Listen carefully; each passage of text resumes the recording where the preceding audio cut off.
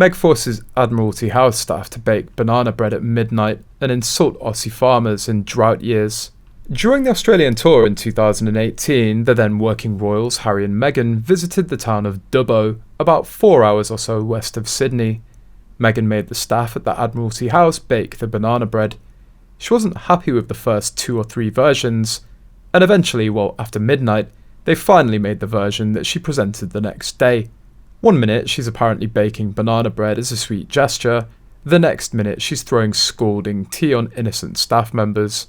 Although she forced the staff to bake the bread, she said she did them herself, and then a series of PR articles for her were released. A pregnant woman has just landed from a very long flight, and the first thing she does is bake banana bread for her hosts. Nope, it's all staged. Then Meghan Markle brought a special banana bread for a visit to a family-run farm in Dubbo, Australia. The Woodley family, a 4th-generation farming family that's been struggling with drought for the past several years, welcomed Meghan and Prince Harry to their Mountain View farm for a visit on Tuesday, and Meghan arrived with a homemade banana bread and a tin of Fortnum of Mason Royal Blend tea as a gift. At first, the farmers were deeply impressed by Meghan's kindness, but then they were really annoyed when she seemed to only pay attention to the cameras around her. It seems like everything's fake in front of the camera lens.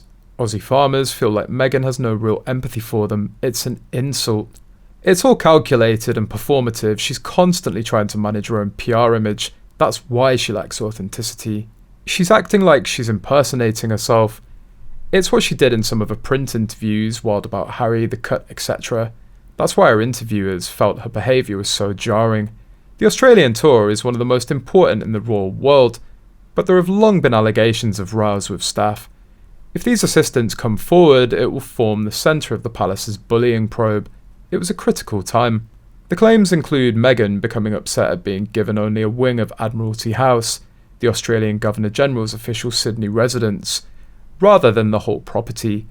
On another occasion, she reportedly lost a temper with an assistant, and a hot drink was spilled.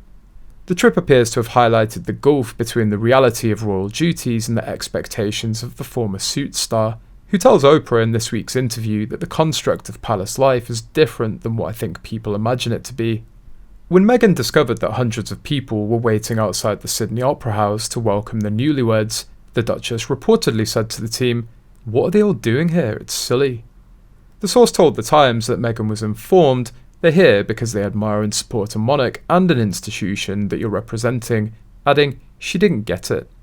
On the same trip during a Fiji market tour, Meghan was seen by several reporters raging at an aide.